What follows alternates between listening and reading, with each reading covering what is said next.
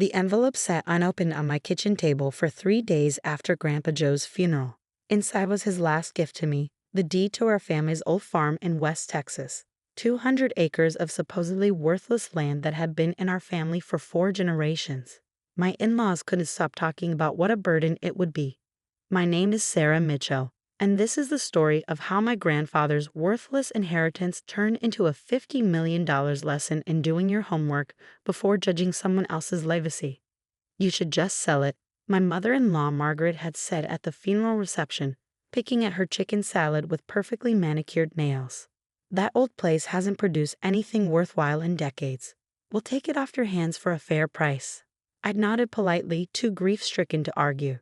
Grandpa Joe had raised me after my parents died in a car accident when I was 8. That dusty old farmhouse was where I'd learned to ride a horse, where I'd done my homework at the ancient kitchen table, where I'd listened to his stories about our family's history in the oil business before the wells ran dry in the 1960s. Really, Sarah? My husband Tom chimed in, ever eager to please his mother. It makes sense.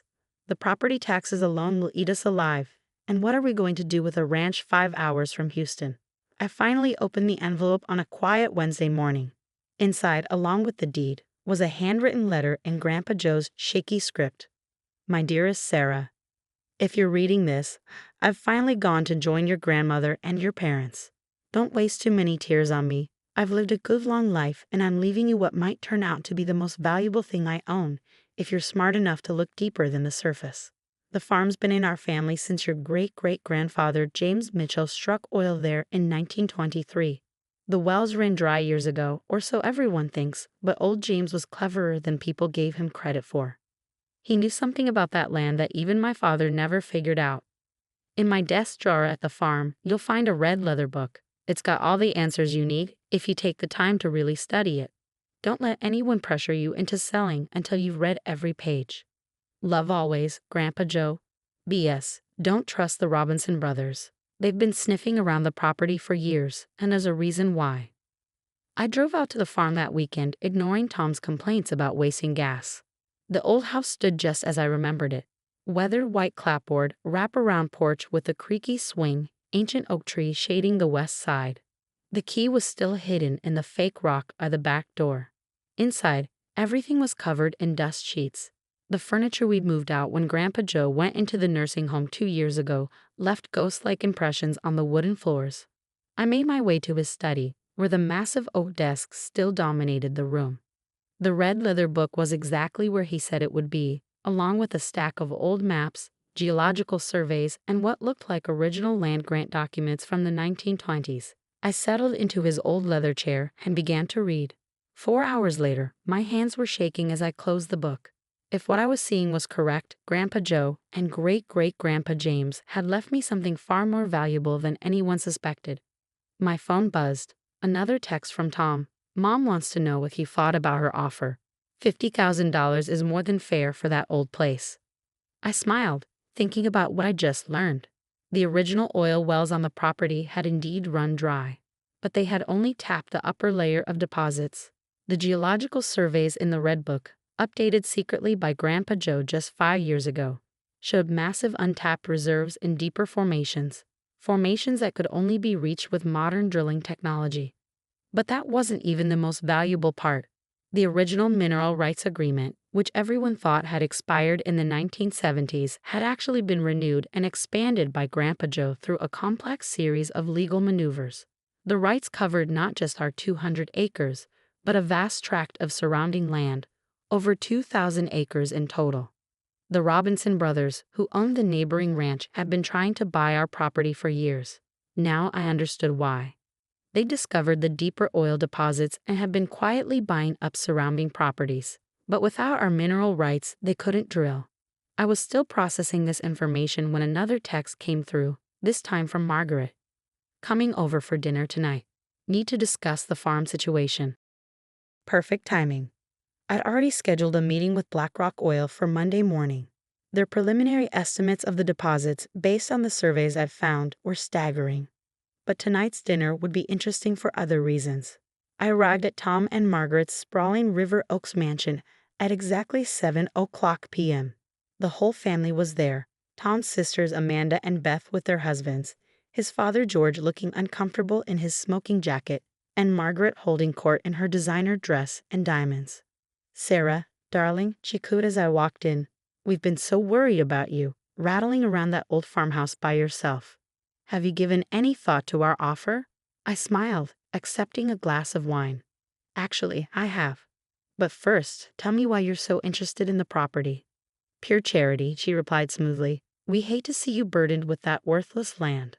The taxes, the upkeep, it's really not something someone of your background should have to deal with."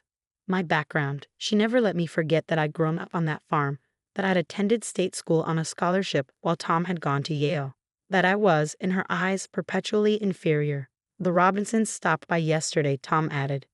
"They're willing to go to $75,000. Really, Sarah, you should consider it." I took a slow sip of wine. "The Robinsons. Interesting. Have they mentioned anything about their recent geological surveys?"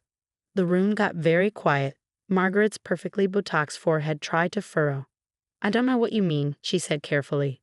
"No. That's odd, because they've spent quite a bit of money surveying the area. They seem very interested in what's about 5,000 feet below the surface." Tom's father, George, suddenly started coughing. He'd made his money in oil. Back in the day, he knew exactly what I was talking about. "Now, Sarah," Margaret began, her voice taking on that condescending tone I'd grown to hate, "you really shouldn't go filling your head with nonsense. That land was played out decades ago. Everyone knows that." I pulled out my phone and pulled up the email I'd received that afternoon from BlackRock Oil. "Everyone might need to revise their assumptions. Would you like to know what they're offering for just the mineral rights?" "This is ridiculous," Tom burst out. "Mother trying to help you, and you're spinning fairy tales about oil wells." I stood up, smoothing my dress. "The meeting's on Monday at 10 a.m. You're welcome to attend, Tom. After all, as my husband, you should be there when they present their final offer. Though you might want to sit down when they get to the number of zeros." "How dare you?" Margaret sputtered. "After all we've done for you." "All you've done," I interrupted quietly, "is treat me like a charity case who married above her station. But Grandpa Joe taught me something valuable. Never judge a book by its cover, or a farm by its surface." I walked to the door, then turned back. "Oh, and Margaret, that $50,000 offer, you might want to add a few zeros. After Monday, the price is going up significantly." The last thing I saw as I walked out was George's face, white as a sheet, as he finally understood exactly what he'd almost let slip through his fingers. The real fun would begin Monday morning. Monday morning dawned clear and bright, a perfect Texas day for changing lives. I arrived at BlackRock Oil's downtown Houston offices at 9:45 a.m., dressed in my best suit, not the outlet mall bargains Margaret always criticized, but a tailored Armani I'd bought specially for this meeting. Sometimes appearances matter. The conference room windows offered a spectacular view of the city skyline. I sat calmly reviewing my documents while waiting for the others to arrive. Right on cue, at 9:55, Tom burst in with Margaret and George in tow. "This is completely unnecessary," Margaret declared, smoothing her designer dress. "I've already spoken to our attorney about contesting the inheritance." "That won't be necessary, Mrs. Carter," a new voice interrupted. James Davidson, CEO of BlackRock Oil, walked in flanked by his executive team. "We've thoroughly reviewed the ownership documents. Ms. Mitchell's claim to both the property and mineral rights is ironclad." I suppressed a smile as Margaret's face went through several interesting color changes. Tom just looked confused, while George, ever the wellman, was studying Davidson with growing comprehension. "Shall we begin?" Davidson suggested, taking his seat at the head of the table. "Ms. Mitchell, we've completed our preliminary surveys based on the data you provided. Would you like me to share the results with your family?" "Please do," I said quietly. "I think I'll find it enlightening."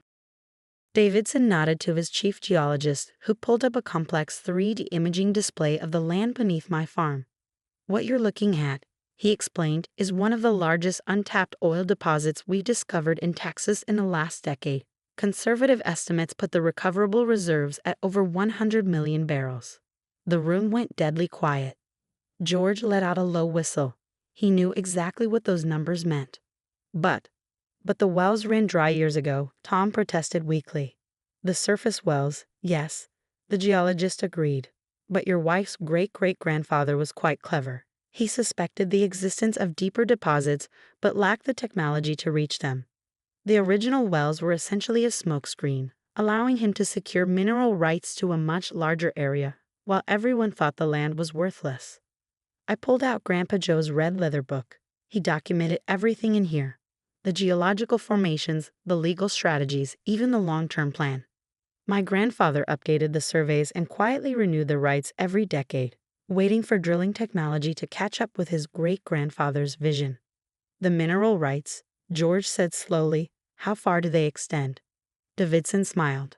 That's the truly brilliant part. The original agreement covers not just the Mitchell farm, but a 2,000-acre radius, including, I believe, the land recently purchased by the Robinson brothers. Margaret's perfectly lined lips formed a small O of shock. The Robinsons had spent millions buying up surrounding properties, never realizing that without my mineral rights, their investments were virtually worthless. Our initial offer, Davidson continued, sliding a folder across the table, is $50 million for a 30% stake in the development rights, with an additional 15% of ongoing production royalties. Tom actually fell back in his chair. Margaret grabbed the folder with trembling hands, her eyes widening as she read the details. Of course, Davidson added, the Robinsons have also made inquiries, but we prefer to work with the actual rights holder. He smiled at me. Your grandfather spoke very highly of you, Ms. Mitchell. He mentioned you had a degree in geological engineering. Now it was my turn to be surprised. You, my grandfather? We had several interesting conversations over the years. He wanted to make sure we'd be ready to move when the time was right. He was quite insistent that we wait until after certain events had played out. I felt tears threatening. Even from beyond the grave, Grandpa Joe had been looking out for me, making sure I'd have allies when the truth came out. This is absurd, Margaret suddenly burst out. She can't possibly manage something of this magnitude. Tom, as her husband. Actually, I interrupted, according to Texas inheritance law and the specific terms of my grandfather's will, the property and mineral rights are mine alone. Tom has no legal claim to them. I turned to my husband, seeing him clearly perhaps for the first time. Though we should probably discuss that, along with some other aspects of our relationship. The next few hours were a blur of lawyers, paperwork, and increasingly desperate attempts by Margaret to regain control of the situation. But the documentation was perfect. Grandpa Joe and his father before him had made sure of that. By the end of the day, I had signed a preliminary agreement with BlackRock, filed for divorce from Tom, and begun the process of relocating back to the farm. The look on Margaret's face when she realized she'd spent years mocking what would become a billion-dollar property was almost worth all the humiliation she put me through. Almost. The aftermath was everything you might expect. Tom alternated between begging forgiveness and threatening lawsuits. Margaret had to be escorted from my office at BlackRock when she showed up demanding to be cut in on the deal. The Robinsons tried to contest the mineral rights but quickly backed down when their lawyers reviewed the documentation. I moved back to the farm that weekend. The house needed work, but that was fine. I had plans for it. Big plans. 1 month after the BlackRock meeting, I hosted a dinner party. The old dining room had been beautifully restored, the antique table polished to a mirror shine. My guests included James Davidson, his wife, and several key members of the development team. We were celebrating the first successful test well. As we sat down to dinner, Davidson raised his glass.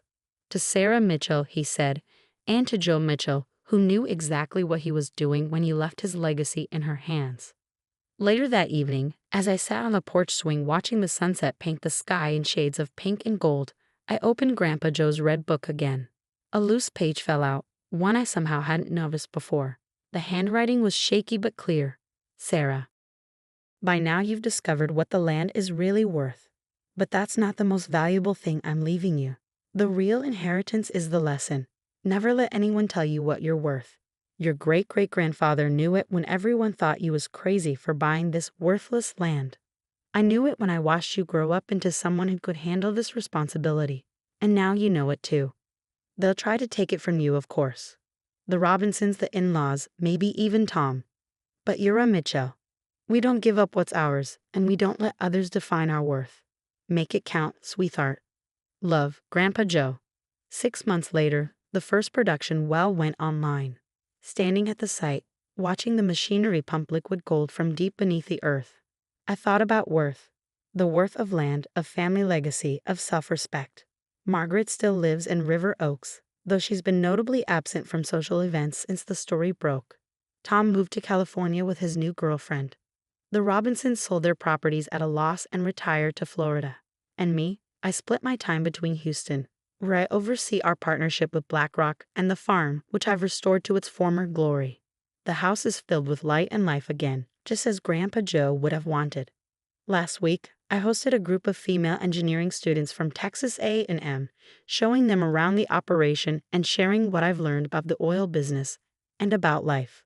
The land looks pretty ordinary, one of them commented, gazing out over the seemingly empty plains. I smiled, remembering another time someone had judged by appearances.